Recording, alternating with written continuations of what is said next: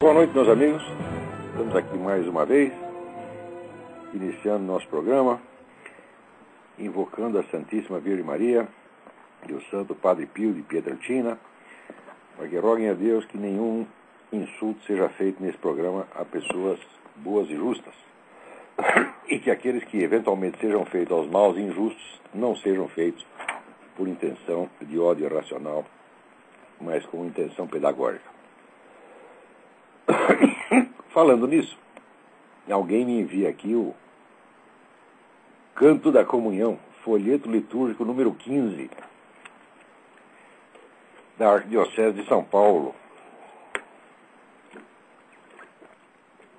Em que, olha aqui que coisa bonita. Dizer que a terra, nessa terra que é de todos, há indígenas sem rumo de nações já dizimadas, há sem terra e sem teto, sem saúde e sem escola, há pessoas mal amadas.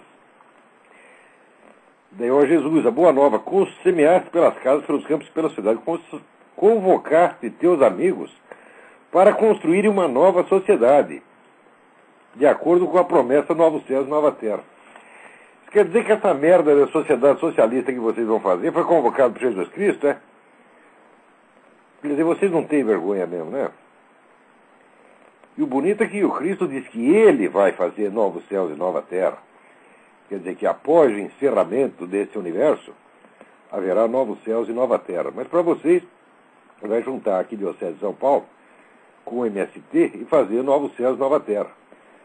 Essa aqui é a boa nova. Olha aqui, dentro dessa arquidiocese, se tem algum sujeito católico lá dentro, ele está muito bem escondido. O que tem muito lá é usurpador e comunista.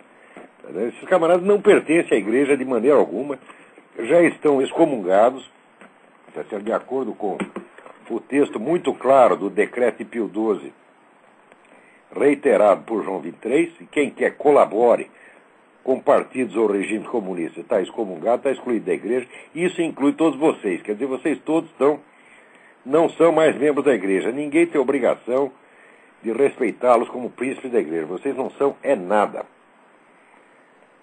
Agora, vamos dar um aviso aqui. O Instituto Internacional de Ciências Sociais, em São Paulo, está promovendo um curso do meu amigo Zé Nivaldo Cordeiro sobre a era do Estado Total, desafios do mundo globalizado. Olha, eu iria e ouviria. O Nivaldo sempre tem coisas muito boas para ensinar. O Instituto também tem promovido cursos com o crítico literário Antônio Fernando Borges, o João Pereira Coutinho, que é, junto com o Nelson Ascher, um dos dois articulistas legíveis da Folha de São Paulo, e o Martim Vasques. O Instituto fica na rua Maestro Cardim 370, metrô São Joaquim, Bela Vista, São Paulo. Informações pelo telefone 011-3251-5377. E já que eu estou falando do curso dos outros, vou falar de novo do meu próprio, que vai ser aqui na segunda metade de abril, o curso de Filosofia Política, que vai ser dado aqui em Colonel Heights. Informações com o senhor Eduí, pelo telefone 041-3262-0100. O meu amigo Ahmed Youssef aqui me avisa que tem um site do YouTube botando uma página, né, de um tal de Partido Renovador Nacional de Portugal, só que botando lá o meu nome. Está com o meu nome, por exemplo, o YouTube com papapá Olavo de Carvalho. Eu não sei que raio de coisa é esse Partido Renovador Nacional. Tá certo? E também não sei como meu nome foi para lá, mas essas coisas da internet vivem acontecendo. Aqui também, o Rafael Prado me conta aqui que 400 trabalhadores na cidade de Taió, no Alto Vale de Itajaí, fizeram a manifestação botando para fora o pessoal do MST que estava lá fazendo bagunça. É isso mesmo, é assim que tem que tratar. Os caras botar para fora, dar um pé na bunda. Isso aí é um bando de picareta que vive de dinheiro público. É em Santa Catarina esse negócio, né? Taió, Santa Catarina. Fizeram muito bem aí, catarinenses. Vocês estão de parabéns. Eles têm que tirar esses picaretas daí, entendeu? O MST é o maior latifundiário que já existiu na história do Brasil e não produz merda nenhuma. Só come dinheiro. E quanto mais se dá, mais ele exige, né? Então, não tem diálogo com essas pessoas. Tem que botar para fora mesmo. Agora, alguém aqui, eu tinha um e-mail que eu perdi. mas eu não lembro o nome da pessoa. Então, me desculpe, mas eu vou responder sem nome mesmo.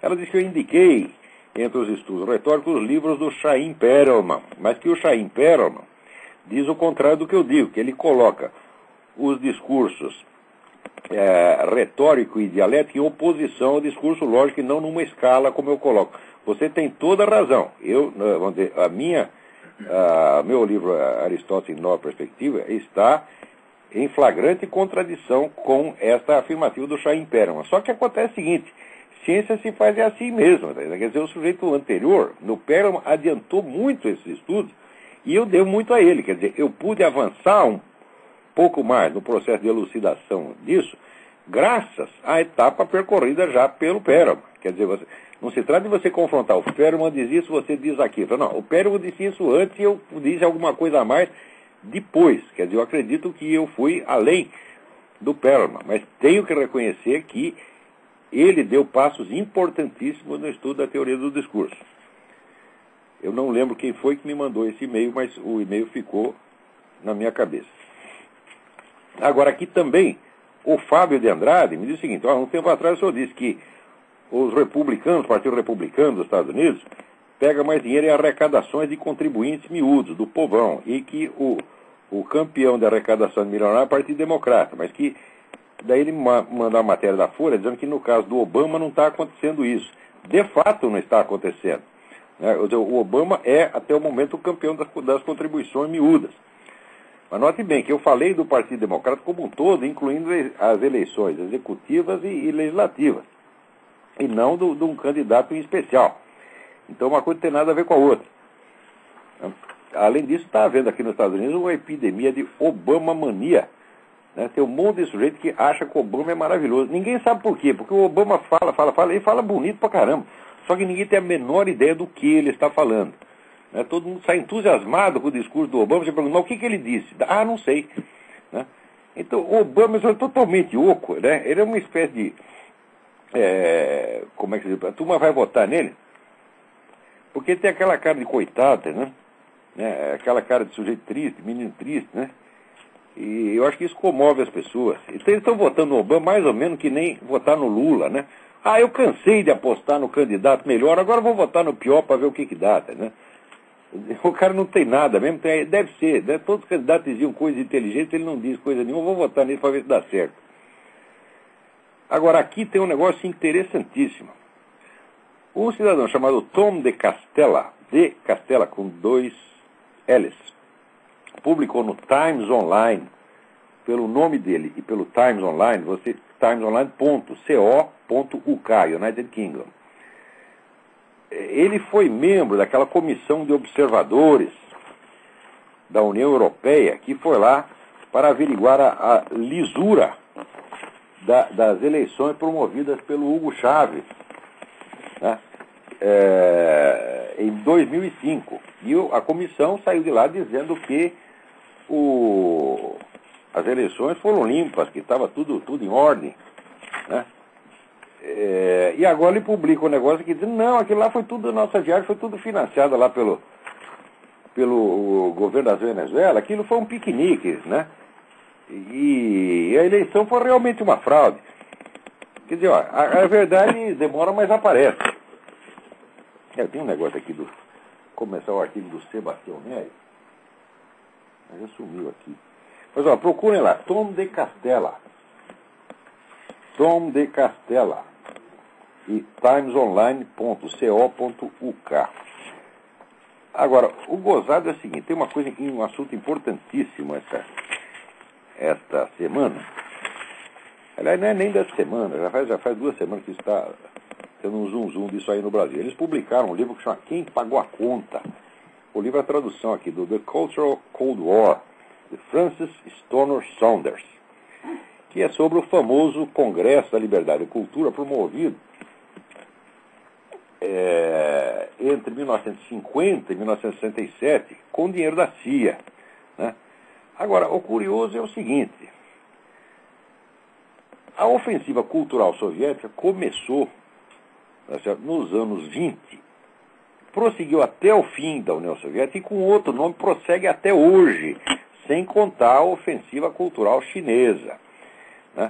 que foi um dos maiores empreendimentos, tá certo, de propaganda e manipulação que já houve ao longo de toda a história. Envolveu praticamente toda a intelectualidade europeia, rolou dinheiro pra caramba, levou um monte de gente para tudo quanto congresso de literatura, congresso de música, festival disso, festival daquilo. E mais interessante é o seguinte, é que a União Soviética não se limitava, vamos dizer, a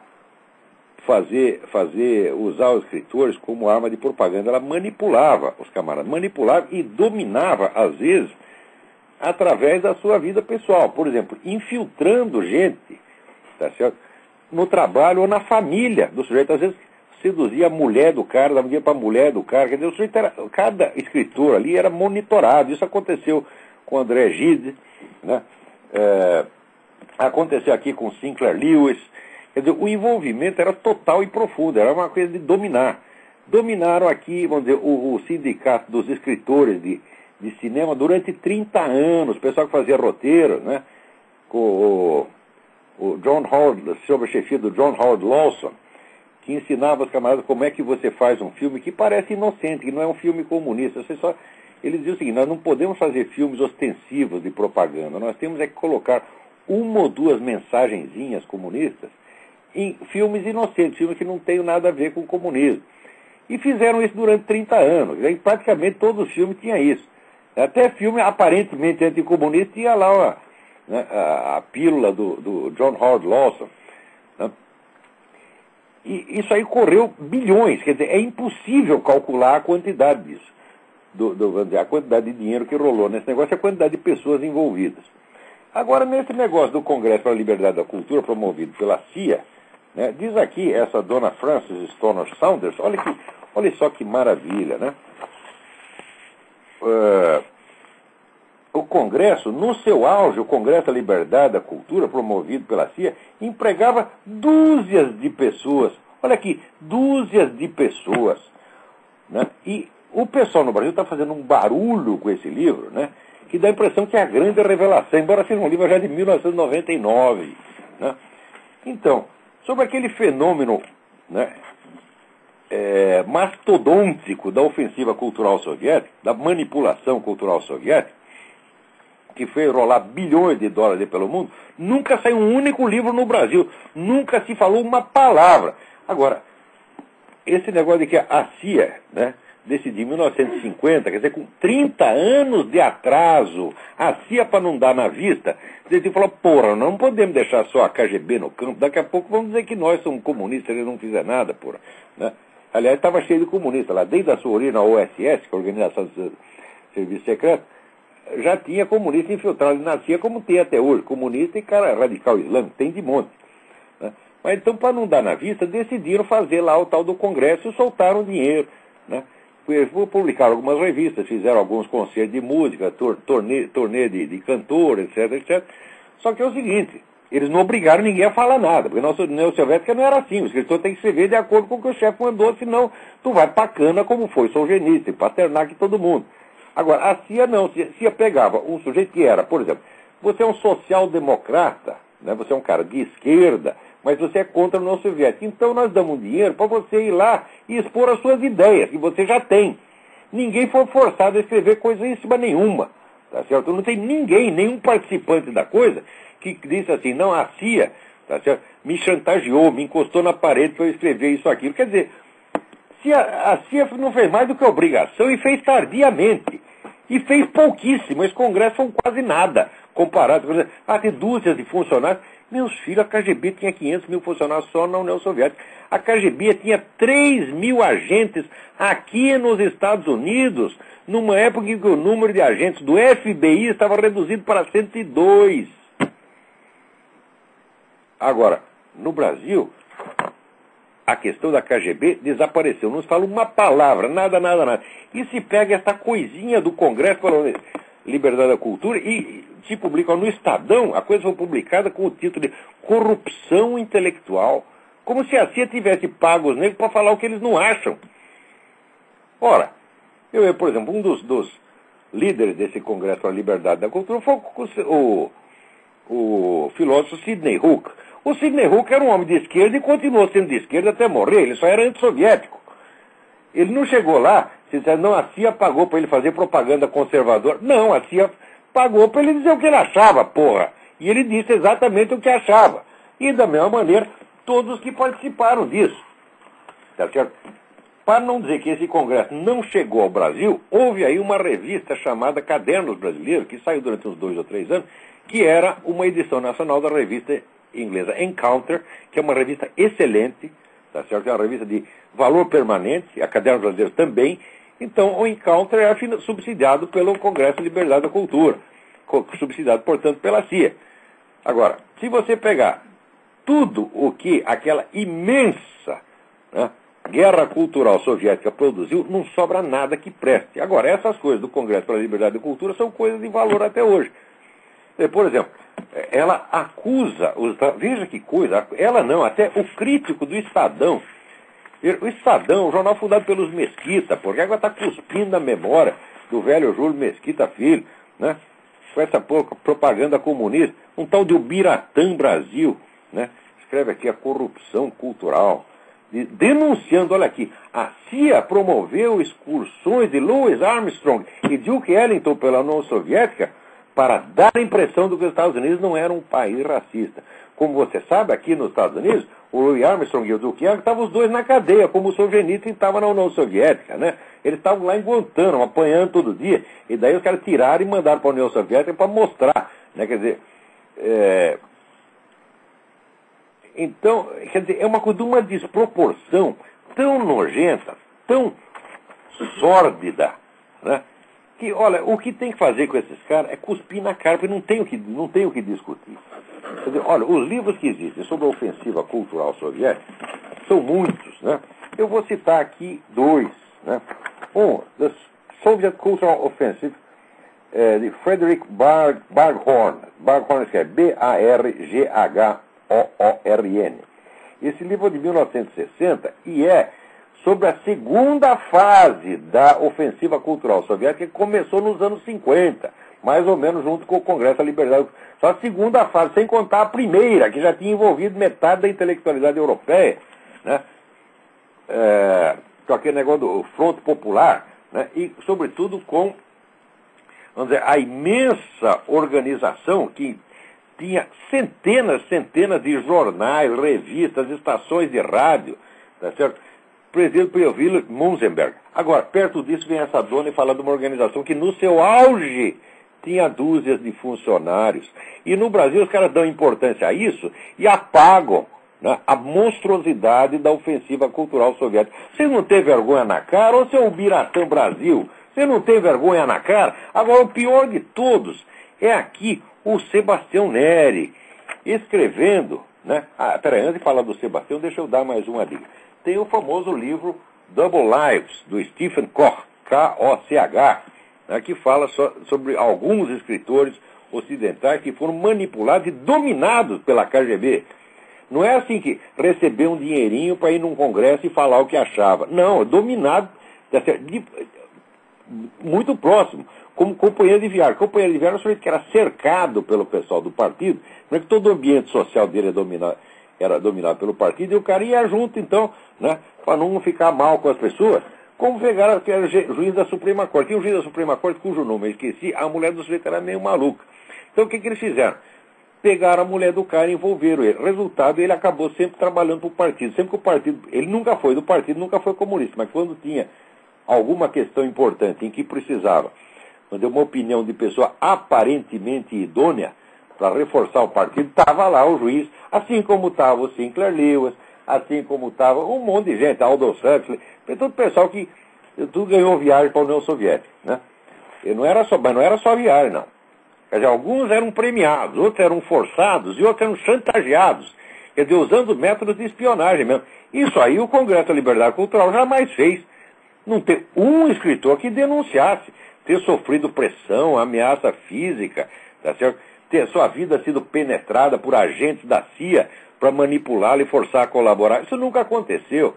Quer dizer, o Congresso da Liberdade da Cultura foi simplesmente uma verba que foi alocada pela CIA tardiamente para juntar quem quer que fosse contra o comunismo, não importa se era de direita ou de esquerda, tá certo? e financiou igualmente todo mundo. E os caras fizeram o que tinham de fazer. A CIA não fez mais do que a obrigação, porra! Quer dizer, agora, o livro faz de conta, né? Ele conta isso aí como se fosse um grande escândalo. Que a CIA tivesse feito... Esse escândalo se não fizesse. Quer dizer, só quem tem o direito de fazer ofensiva cultural é a União Soviética? Você não tem que responder a isso? É feio responder a isso? Tá certo? E você, o quê? Você não pode usar verbas do serviço secreto para isso? É feio, é pecado? Ora, vão pra merda!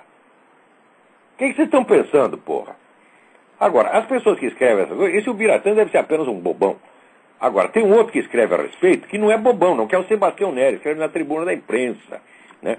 O Sebastião Neri, aproveitando a onda aí que fala desse negócio do livro da ofensiva, da Congresso da Liberdade da Cultura, ele denuncia aqui que em 1960, Fundação Ford, Fundação Rockefeller, agentes do imperialismo, foram aí no Brasil e deram dinheiro para o FHC fazer o SEBRAP. Era o braço do imperialismo já dominando o Brasil naquela época. Olha que coisa impressionante, né? E isso aí, a Fundação Ford e a Fundação Rockefeller eram braços da CIA. Olha que coisa maravilhosa, o sujeito escreve isso.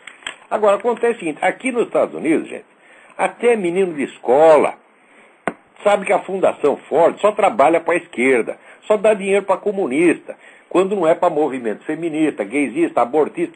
Tudo que é esquerda, aqui e no mundo, tem lá o dinheiro da Fundação Ford, da Fundação Rockefeller. Isso já foi investigado por uma comissão do Congresso em 1956. Quer dizer, desde 1956 se sabe isso. Fundação Rockefeller e Fundação Ford é esquerda radical, você está entendendo? Financiando tudo que não presta no mundo. Agora, no Brasil ninguém sabe disso. Então vê o nome da fundação, é Ford, Rockefeller, nome americano, pensa, é o imperialismo americano, é o capitalismo. E esse Sebastião Neri, se aproveitando da ignorância popular, tá certo? Finge que esse dinheiro que foi dado é para criar um órgão de esquerda, um órgão que foi importante na origem do PT e do PSDB, que foi o SEBRAP, tá certo? Faz de conta que esse pessoal está trabalhando para o capitalismo e para o conservadorismo. Ora, senhor Sebastião, agora quer saber por que o senhor faz isso? Dizendo, o FHC recebeu dinheiro da CIA. Seu Sebastião, porra. O senhor, em 1954, o senhor estava em Moscou, fazendo o curso da Escola de Líderes pago pelo governo soviético. Tá certo? Em 1954. Foi dinheiro do seu bolso que pagou isso, seu Sebastião? Depois o senhor voltou lá em 1981. E o senhor não para de fazer desinformação anti-americana desde aquela época. Agora aqui, o Ladislau Bittman, que foi o chefe, tá certo, do Serviço de Desinformação Soviético, no Brasil, tá certo? Ele era tcheco. Note que no Terceiro Mundo, a KGB não agia diretamente, usava os serviços secretos dos países satélites. Então, por exemplo, para o Oriente Médio era a turma da Romênia. Agora, no Brasil era a Tchecoslováquia, tá certo? Então, o serviço de desinformação aí era chefiado por um tcheco que era Ladislau Bittman. Publicou o livro The KGB and Soviet Disinformation pela editora Pergamon Brassey. Tá certo? É um livro que devia estar traduzido no Brasil, mas que ninguém fala disso. Então, ele diz o seguinte, naquele tempo ele tinha à sua disposição numerosos jornalistas no Brasil, tá certo? Exercia influência sobre numerosos jornais e até tinha um semanário político, até abril de 64. O senhor não era um desses jornalistas que estava à disposição do Ladislau Bittman, já ouviu esse nome, ô moço? Tá certo? Você não tem nada que ficar falando de FHC, porque a FHC está trabalhando para a esquerda e você também. Mas acontece que esquerdista é assim, quando tem uma briguinha, aproveita da briguinha para dizer que o outro está trabalhando para o imperialismo. Não, estão os dois trabalhando para o comunismo. Você e a FHC, o SEBRAP principalmente. O SEBRAP era uma usina de pensamento esquerdista na época, pô. Então é sempre assim. Esse movimento revolucionário, ele se limpa na sua própria merda. Quer dizer, ele usa aqui o mal que ele mesmo fez. Tá certo? Ele mesmo se acusa dizendo que quem fez aquilo foi o imperialismo. Ora, a Fundação Ford não é nenhum agente de imperialismo e não é agente da CIA. Tá certo? A Fundação Ford está a serviço do movimento esquerdista internacional desde 1950, pelo menos. Tá certo? Aliás, não é só a Fundação Ford, agora é a própria empresa Ford. Tá certo? Não sei se vocês sabem, mas aqui nos Estados Unidos, a empresa Ford decidiu dar preferência a clientes gays. Resultado, o pessoal conservador está fazendo um boicote da Ford, que a Ford está levando um prejuízo. Diz que o que a Ford perdeu esse ano vai levar 12 anos para recuperar. E aí mesmo tomara que afunde. Tá certo? Porque a Ford sempre ajudou tudo que não prestava. A Ford ajudou o regime nazista e ajudou o regime soviético. Tá certo? Ford só fez merda desde que existiu. Tá certo? Fazia carro e merda. O carro é até que é bom. Fizeram muito carro bom. Tá com o dinheiro, só faziam merda.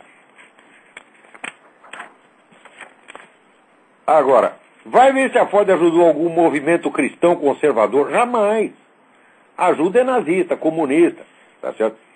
Agora, seu Sebastião, eu quero ver o senhor explicar, tá certo? É o que o senhor ficou fazendo em Moscou lá. Se eu peguei essa informação, não foi nenhum inimigo seu, não é fofoca, não. Foi o seu amigo Rafael Greca. Ele que conta isso. Que o senhor estava lá na escola de formação de líderes, já aos 22 aninhos de idade, tá certo? E que depois, em 81, o senhor voltou lá, tá certo? Fez uma viagem de avião, circulou por toda a União Soviética, foi até a Sibéria. O que o senhor foi fazer na Sibéria, porra? O senhor vai jurar que não era dinheiro da KGB? Ora, o senhor eu penso que eu sou idiota, ô Sebastião. A imprensa brasileira está cheia de gente como você. Se fizer uma lista dos brasileiros que foram para Moscou, com tudo pago, e ficaram lá, tá certo? E que foram cooptados pela KGB, vai dar mais gente do que as dúzias de funcionários que tem aqui nesse Congresso pela Liberdade da Cultura. Agora, ninguém no Brasil quer investigar isso. Na revista Época, eu escrevi, quando eu li esse artigo do Ladislau Bittman, vai fazer uns 4 ou 5 anos, né? Eu escrevi lá um artigo dizendo, ó, nesse livro tem um depoimento importantíssimo sobre o Brasil.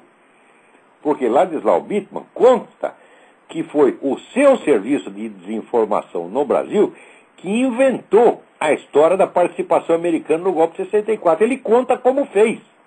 Ele conta com todos os detalhes como é que ele enganou a mídia brasileira inteira com a história. Tá certo? E como é que não se entrevista um sujeito desse? Como é possível? Quer dizer, um episódio central da nossa história, tá certo? Narrado por um personagem central, que foi ele próprio o autor da coisa. Ah, isso o nosso jornalismo investigativo não quer investigar.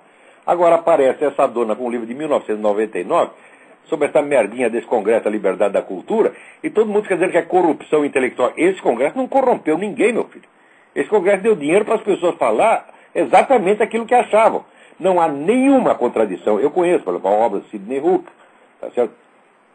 E não há nenhuma contradição entre o que o Sidney Hook falou no Congresso da Liberdade da Cultura e o que ele continuou falando no resto da vida.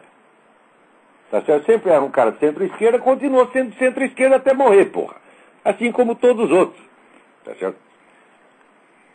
Mas, olha, você vê, é isso que se chama no Brasil de jornalismo. Uma vez eu escrevi lá que o Sebastião Neri, né, escrevia com fiofó, e de fato, tá certo? Ele enfia lá uma caneta e daí dança na boquinha da garrafa e sai essas coisas, tá entendendo? E meu Deus do céu. Agora, outro que também escreve assim, meu Deus, para não dizer que é só na esquerda que tem esses camaradas, olha aqui, está aqui o Rodrigo Constantino reclamando do que eu falei aqui no programa sobre o artigo dele sobre as tradições. Então ele diz, não costumo perder meu precioso tempo rebatendo xingamentos e agressões. Após dizer que não vai perder esse precioso tempo, perde 4 laudas aqui, né, rebatendo o que eu disse. Né? E daí ele disse, eu prefiro focar em debates interessantes e construtivos. Né? Mas que viadagem, essa coisa de se fazer de bom menino, se fazer de educadinho, eu não aguento mais isso no Brasil. Essa afetação de polidez, para depois você dizer um monte de mentira e de besteira. Então, ele diz o seguinte, ele diz que eu tentei ridicularizá-la por conta do termo tradição, porque ele tomou tradição no sentido apenas de costume, dizendo que as tradições da humanidade são todas uma estupidez, porque é só repetição mecânica. Né? E agora, para provar que eu estou errado, ele pega aqui o dicionário Aurélio e dá aqui os seguintes conceitos oferecidos no dicionário Aurélio. Ato de transmitir ou entregar. 2. Transmissão oral de lendas, fatos, etc., de idade em idade, geração em geração. 3. Transmissão de valores espirituais através de gerações. 4. Conhecimento ou prática resultante de transmissão oral ou de hábitos inveterados. 5. Recordação, memória. E 6 é um sentido técnico especializado, que é o conjunto, vamos dizer, dos testemunhos que confirmam um texto. Né? Quando você tem várias edições, ela forma uma tradição, mas esse sentido está fora. Daí diz aqui o Rodrigo Constantino. Como fica claro, várias dessas definições servem exatamente para o sentido que usei no meu artigo. Não, Rodrigo, nenhuma delas serve, você que não sabe ler, porra. Aonde que está escrito aqui, vamos dizer que é repetição mecânica de uma coisa que você não compreende? Que esse foi o sentido que você deu para a tradição. Quer dizer, você me dá 6 definições aqui e diz que várias delas servem exatamente para o sentido que eu usei no meu artigo. Daí ele dá, para não dizer que não dá nenhuma, ele dá uma. A tradição que coloquei em julgamento foi o ato de transmitir costumes, lendas, fases de geração em geração. Aonde que está escrito que essa transmissão implica incompreensão, que é transmissão mecânica de coisa que ninguém entende? Aonde que está escrito isso? Quer dizer, você está pegando um costume mecanizado chamando de tradição. Quer dizer, você não sabe usar nem a palavra. Certo? E ainda, não sabe ler o dicionário, porque você pega aqui 5 definições, a sexta não interessa, a sexta não é o caso. 5 definições, diz que várias delas se aplicam, quando nenhuma delas se aplica. Né? Depois outra coisa, diz, quando foi que eu disse que uma tradição costuma ser ignorada somente por ser uma tradição? Foi exatamente isso que você disse, mas como sempre o Rodrigo Constantino escreve uma coisa, a gente reclama, ele muda retroativamente o sentido do que diz. Constantino, tu é um vigarista, rapaz, mas vigarista assim, vulgar, besta, porque vigarista de arrabalde, batedor de carteira intelectual, é uma vergonha, a tua presença no debate público é uma vergonha, e eu me sinto envergonhado de eu ter que responder um merda como você. Quer dizer, puta vida. Agora, o cara se fazendo educadinho, não responde xingamento, não estou nem xingando, estou descrevendo o que você é. Eu estou sendo uma objetividade atroz. Né? Ai. Vamos lá. Agora, tem aqui um leitor reclamando do que eu falei da Opus Dei. Vamos ver aqui. Luiz Gustavo Iwata. Dando uma olhada no seu site, topei com o artigo Sugestões aos bem-pensantes. Internem-se. Gostei muito do que li, mas discordo um ponto. O Opus Dei não é definitivamente uma devota perda de tempo, que foi como eu o chamei. Não é minha intenção aqui fazer porque você gosta da obra, mas talvez um pouco de informação a respeito não vá fazer mal. Olha, eu sou um sujeito que poderia ser comunista de carteirinha, o mais ranhento e abominável que você já topou na sua vida, graças à influência de alguns parentes engajados, que praticamente ajudaram a fundar o PT. Se não sou hoje, devo isso à formação que recebi nos centros culturais da obra. Foi lá, por exemplo, que tive contato com as obras de C.S. Lewis, J.K. Chesterton, Ortega Gasset, Victor Frankl, Gustavo Corsão, Miguel Reale, Bruno Tolentino e tantos outros. Este último chegou a fazer um ciclo de palestras sobre poesia no ano de 1998 no Centro Cultural da Obra em Campinas. Mas, infelizmente, ainda não morava na cidade. Fora a parte cultural, não tenho a menor dúvida de conhecer um punhado de santos, assim com maiúscula mesmo, no centro da obra. Não vai ser surpresa para mim se um dia os verem elevados à glória dos altares. A exemplo do que já aconteceu com o fundador da obra, São José Maria Escrivá. Como disse Cristo, pelos frutos os conhecereis. Colhem-se, porventura, uvas dos espinheiros ou figos dos abrolhos? A minha experiência com a obra me dá a certeza que os frutos de santidade que ela produz são imensos e agradáveis aos olhos de Nosso Senhor Jesus Cristo. Eu espero que você tenha toda a razão, Luiz Ivata, mas é o seguinte, o que eu vi, né, quer dizer, é muito bonito você ficar lá lendo Chesterton, essa coisa toda. Agora, quando eu estava enfrentando o Brasil inteiro sobre o negócio do Foro de São Paulo, tá certo? Dando prova em cima de prova, e todo mundo dizendo que eu estava mentindo, que eu estava paranoico, a Opus Dei, alguém da chefia da Opus Dei, fez um pronunciamento para dizer, não, ele tem razão. Pois eu digo uma coisa. Eu fiquei sabendo do Foro de São Paulo graças a alguém que pertencia ao Opus Dei, que era o falecido Dr. José Carlos Graça Wagner. Tá certo? E quando, usando aquela documentação que ele me passou pessoalmente, eu comecei a escrever a respeito, tá certo? E o país inteiro caiu de pau em cima de mim. Alguém da direção da Opus Dei abriu a boca para me dar um reforço? Não. Ficaram todos lá lendo Chesterton, tá certo? E cultivando a sua santidade. Você está entendendo? Então, quando eu digo que a senhora devota perde tempo, eu sei o que eu estou falando.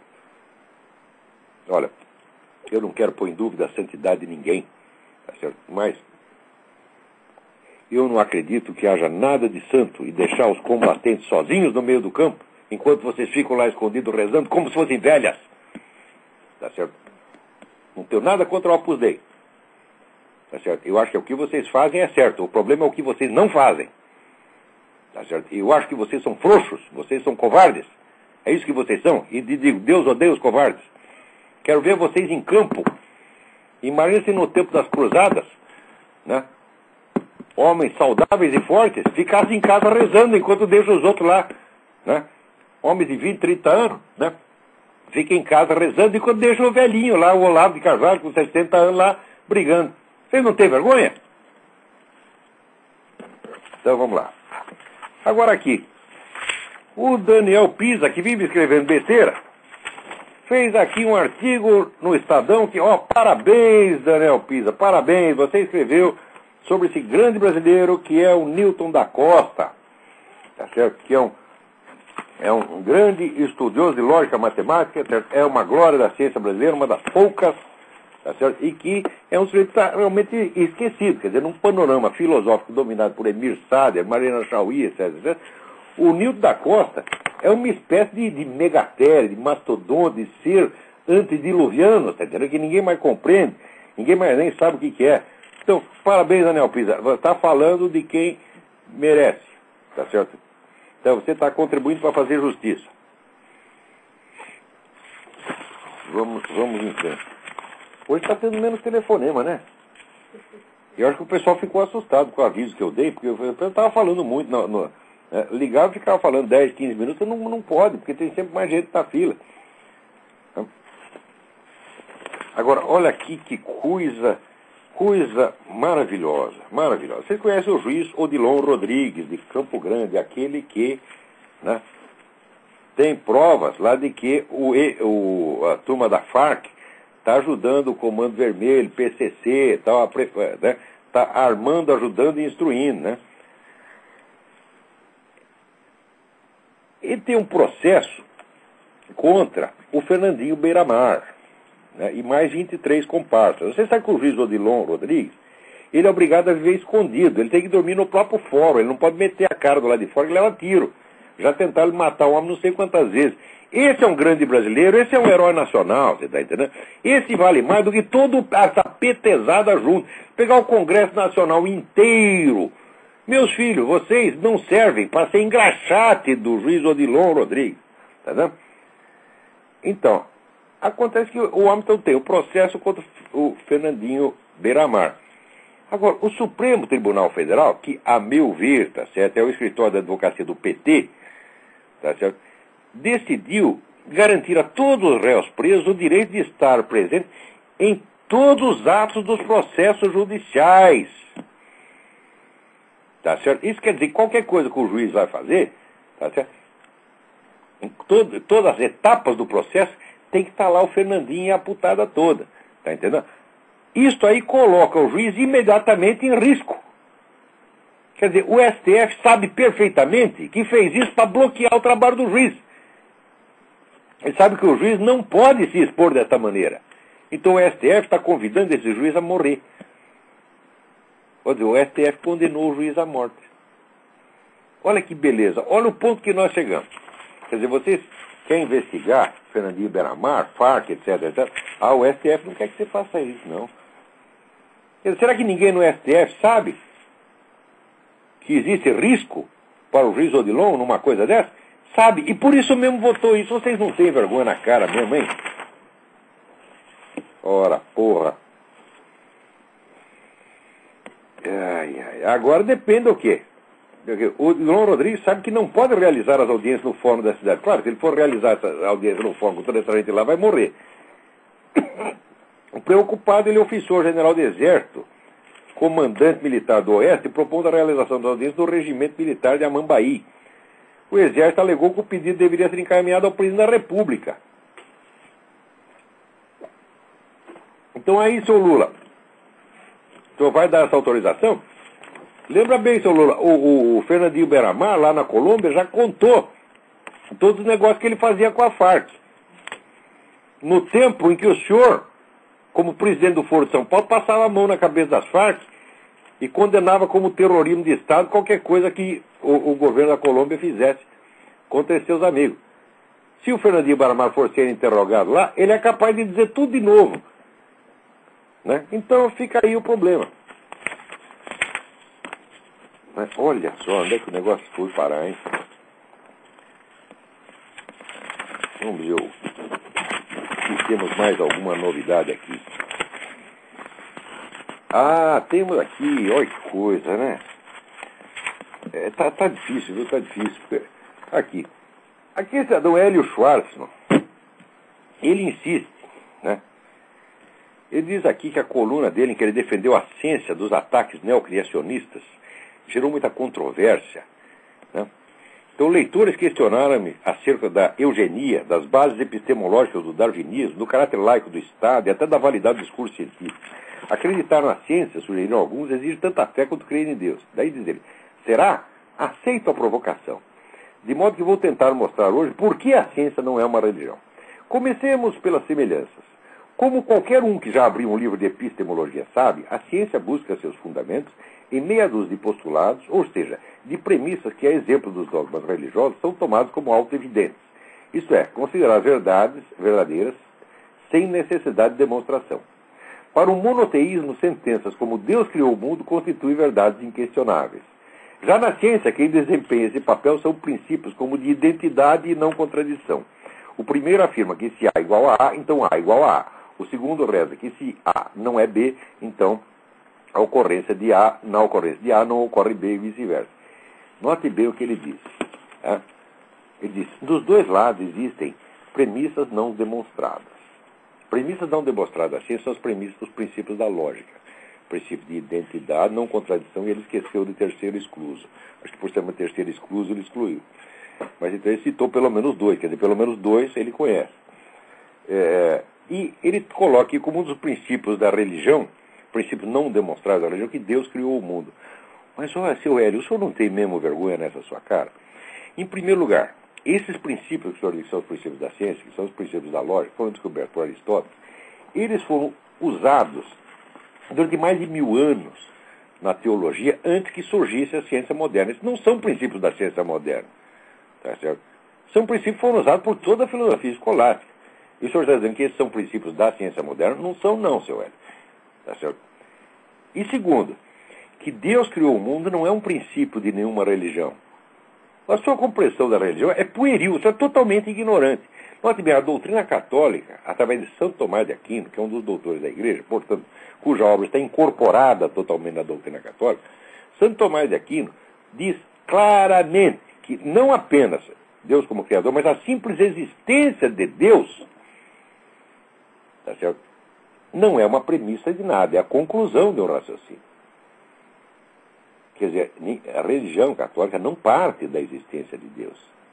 Ela discute e demonstra a existência de Deus. Quer dizer, a existência de Deus, a própria existência, não digo Deus como Criador, nem isso estou falando.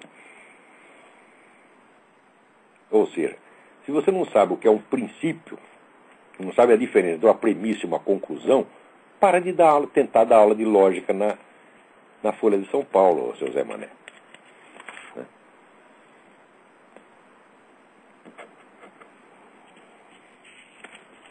E aí vai. Bom, mas tem tanta besteira nesse artigo que não dá nem vontade. Mas...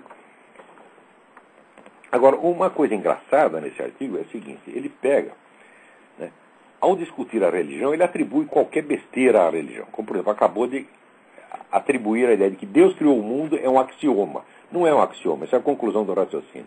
Tá certo? Os axiomas que a religião parte são exatamente os mesmos que você está dizendo que os da ciência, que são os princípios da lógica, identidade, contradição e terceiro excluso. Identidade, não contradição e terceiro excluso. São exatamente esses mesmos. Você, obviamente, jamais abriu um livro de teologia escolástica. Nunca na sua vida, você não tem a menor ideia do que é. Senão você não diria uma estupidez dessa. Tá certo? Agora, quando ele vai falar da ciência, ele nunca fala da ciência historicamente existente. Ele fala da definição abstrata de ciência. Quer dizer, a ciência usa os princípios da lógica e depois para aplicá-los à realidade, ela introduz a atenuação probabilística. Bom, é isso que a ciência deve fazer, tá certo? Mas, note bem, entre a definição ideal de ciência, tá certo, e a prática histórica, a diferença é enorme. Por exemplo, você não pode dizer, por exemplo, que o darwinismo procedeu assim, tá certo? Você sabe perfeitamente que, na obra de Darwin, não existe a prova da evolução. O próprio Darwin reconheceu isso, que a prova só poderia vir posteriormente com o melhor conhecimento dos registros fósseis. Ou seja, ele sabe que ele não provou uma tese, ele simplesmente lançou uma hipótese. Tão logo foi lançada essa hipótese, cientistas, não foi ideólogo, não foi jornalista, cientistas, que eram pessoas de primeiro plano, tá certo? Como o Huxley e o Ernest Haeckel, imediatamente transformaram aquilo, tá certo, num movimento eugenista, ideológico, etc. Os cientistas fazem isso, meu filho, e todo mundo vai atrás dele porque pensa que a ciência está agindo de acordo com os princípios da lógica. A ciência tem elemento ideológico muito mais irracional do que qualquer religião. E você mesmo acabou de demonstrar. Por quê? Quando você confunde a ciência historicamente existente com o ideal de ciência contido na sua definição, isso é procedimento característico do discurso ideológico. O discurso ideológico toma ideais como realidades quando fala de si mesmo. Tá certo? E quando fala do adversário, tenta usar as realidades mais deprimentes como se fossem os ideais deles. Em vez de comparar ideais com ideais, realidades com realidades, não. Compara os seus ideais com a realidade do vizinho, tá certo? E às vezes não são nem realidades, são mentiras, como você mesmo acabou de fazer com relação a esse negócio de que Deus criou o mundo, é um princípio da religião. Quer dizer, essa distorção é característica do discurso ideológico, é a estrutura mesma da lógica ideológica. Quer dizer, o que você está fazendo aí é pura ideologia, e pior, nem sabe. Né? Mas... falando nisso, alguém está cobrando de mim o esboço de um sistema de filosofia, que é uma apostila minha antiga. Olha, eu pensei que isso estava no meu site e vi que não está. Eu vou tratar de colocar lá, mas daí eu preciso primeiro procurar aqui no meu HD. Então vamos em frente. Alguém me pergunta o que eu acho desse negócio do arcebispo de Canterbury, Rowan Williams, que diz que é inevitável uma certa acomodação do sistema legal britânico com os preceitos da Sharia. Olha, eu não acho nada, mas eu vou contar para você uma história.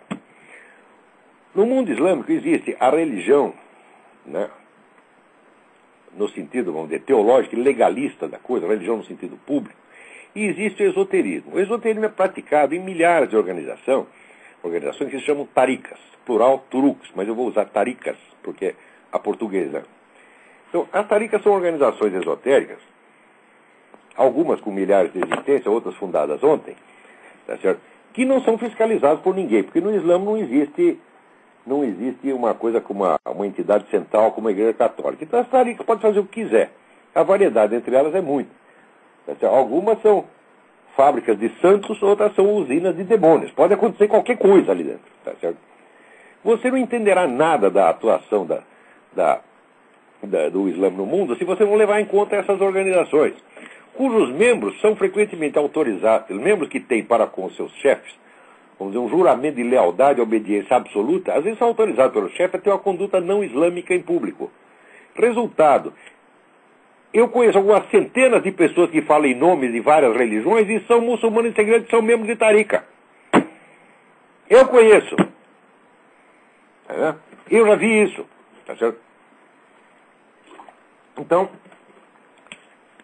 eu acho que esse seu Rowan Williams, se ele não é isso, ele está muito perto disso ou foi influenciado por alguém. Entendeu? Agora, é claro que os analistas políticos ocidentais não entendem merda nenhuma disso. Tá certo? E imagino que a penetração islâmica no Ocidente é só através de imigração e propaganda maciça. Quando você tem uma atuação, eu já escrevi sobre isso no Diário do Comércio, uma atuação de nível muito mais alto que vai dominando a alta intelectualidade do país através da atuação discretíssima das taricas ao longo de 40, 50 anos, sendo com uma, vamos dizer, uma coisa tão lenta que é imperceptível essa porcaria que se chama mídia, porque a mídia é periferia da realidade. A mídia só pega o que é demasiado aparente, aquilo que todo mundo consegue enxergar. Tá certo? Então, quem seguia pela mídia popular não vai entender jamais coisíssima nenhuma. Peraí, tem alguém na linha aí. Alô? Quem é? Alô? Sim, quem é? Olavo? Eu. Alô? Eu. Oi, Olavo. É Alex do Alabama, tudo bem? Tudo bem? Oi, Olavo. Eu liguei para... é um assunto diferente. Eu liguei para te perguntar sobre... Um ouvinte na semana passada falou com você sobre um documentário do Collor, com dinheiro do Partido Pois é, me falaram disso. Comunista. Mas, olha, eu não sei se a pessoa me mandou. Disse que ia me mandar um link desse negócio. Era um documentário feito pelo Collor, denunciando alguma tramóia naquele negócio do impeachment dele. E eu acho importantíssimo que todo mundo tome conhecimento disso. Porque todo mundo no Brasil fala em ouvir os dois lados e em seguida tapa um dos dois lados. Isso é invariável. Então, por ouvir os dois lados, tem esses camaradas todos que estão... Passou o nome, eu fiquei com uma curiosidade, procurei na internet, mandei alguns e-mails para algumas pessoas, ninguém nunca ouviu falar desse documentário. Pois é, ficou de me mandar um link, eu não sei, se mandou porque ontem houve uma ventania aqui, nós ficamos sem eletricidade o tempo todo, era o tempo que eu tinha para procurar um material até para esse programa, né? E tive que fazer tudo no atropelo, hoje não achei isso aí. Espero, eu acho que foi um xará seu, também chamado Alex, só que também chama Alex, também é um brasileiro que mora aqui, mas em outro estado. Eu não sei se ele me mandou isso. Deve ter mandado e eu aqui não achei. Vou procurar, eu vou atrás. Tá legal, Olavo. Obrigado, hein? Obrigado pelo lembrete. Então vamos em frente. Vamos ver se tem mais alguma coisa aqui.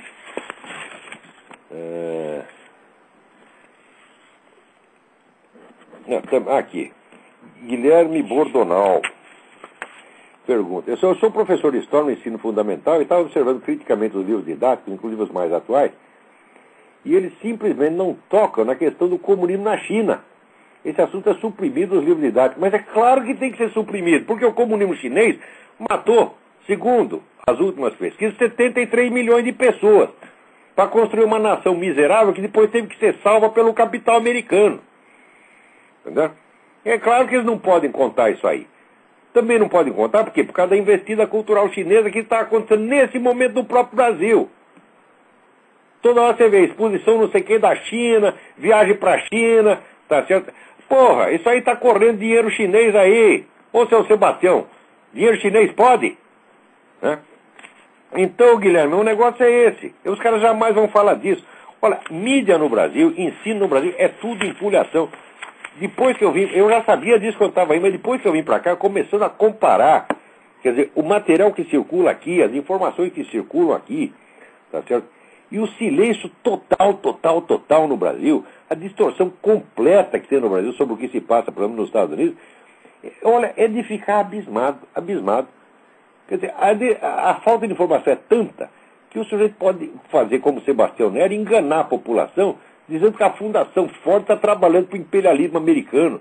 Quando está trabalhando é para o comunismo, aqui até criança sabe disso, desde a década de 50, porra!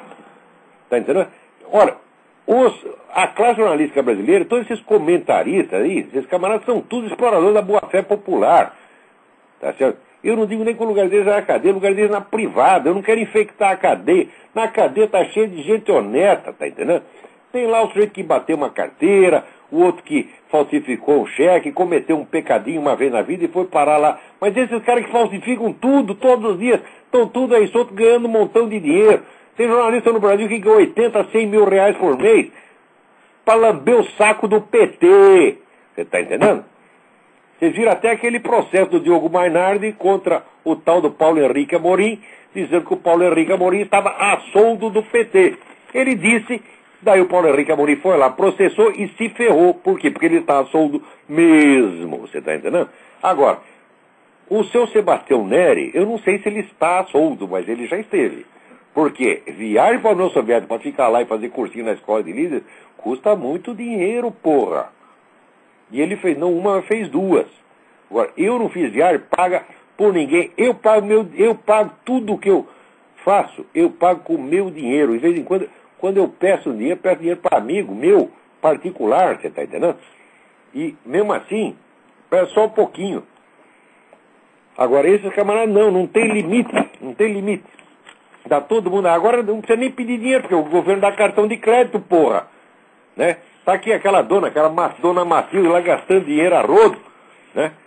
Agora, esses camaradas, vamos dizer, eles chantagearam tanto o país com aquele discurso falso moralista, que enquanto eles montavam o mensalão, eles estavam lá, né, ao mesmo tempo posando de ser, vamos dizer, os campeões da moralidade.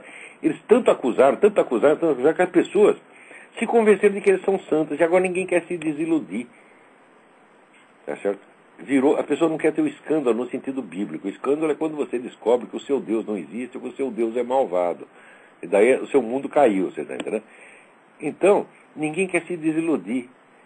Então, mesmo se você vê o Lula, né? Vê lá o Lulinha, bilionário, né? E continua tratando o Lula como se fosse um pobrezinho, filho da classe operária. Né? Via lá a ex-governadora do Rio, como é que chamava? Benedita, né? Benedita lá gastando dinheiro a rodo, e coitadinha, ela se fazia ainda de favelada, todo mundo passava a mão na cabeça dela. Quer dizer, porque você foi pobre durante 2 dias durante a infância, como eu fui muito mais pobre do que eles. Mas muito mais. Quanto mais sobe na vida, quanto mais rico fica, mais dozinha o pessoal tem deles, coitadinho, né? O Lulinha tá em uma situação tão difícil, coitado. Né? Aliás, eu queria aqui fazer um apelo de comida sem máscara. Está ganhando lá o concurso IBEST. Né? Nós não pedimos voto para ninguém, nem falando disso. Não saiu no Mídia Sem Máscara, eu também não falei nada. Mas está lá, em primeiro lugar, no concurso IBEST, na parte de cidadania. Né? E, ao mesmo tempo, eu li lá no site do PT um apelo dramático do PT para os militantes que votem no site dele, porque o site dele está perdendo feio, está em 4º, 5º lugar. Né? O PT, com todos os seus milhares de militantes, com todo aquele dízimo que ele recolhe, com todo o dinheiro que vem do governo, né? Com seus milhões, essa militância inumerável, né? Está lá em 4º, 5º lugar, e o Mídia Sem Máscara, que não tem de cair morto. Está lá o Paulinho Diniz, né? A ração diária do Paulinho Diniz, ele come 3 grãos de feijão. 3 grãos, 2,5. Metade é dele pro dia seguinte, coitado. Né? Trabalhando que nem um camelo para manter o Mídia Sem Máscara. Né? E nós ganhamos. Ô, militantes do PT, tem um pouco de caridade. Né? Vejam as dificuldades do Lulinha, porque o IBEST pertence lá à companhia que é do Lulinha. Quer dizer, que vergonha. Vocês vão permitir que o PT passe essa humilhação no próprio site do Lulinha. Gente, deem um jeito nisso. Vão lá votar, os militantes. Não façam uma coisa dessa, né? É uma crueldade deixar o Mídia Sem Máscara humilhar assim, o partido oficial. Né? Então, contribuam para a justiça social. Entre eu e o Lulinha, não pode continuar essa desigualdade, humilhando o coitadinho dessa maneira. Né? Temos que introduzir aqui um princípio, né, de caridade, como diz aqui o arcebispo, ao sem terra, sem teto. Né? Vocês têm que construir uma nova sociedade de acordo com a promessa do Novo Céu, Nova Terra. Promessa do arcebispado de São Paulo. Vão lá, então, né, e deem um jeito nisso. Acabem com essa pouca vergonha. Né? Fica aí o apelo dramático aos militantes do PT. E, então, até a semana que vem. Muito obrigado.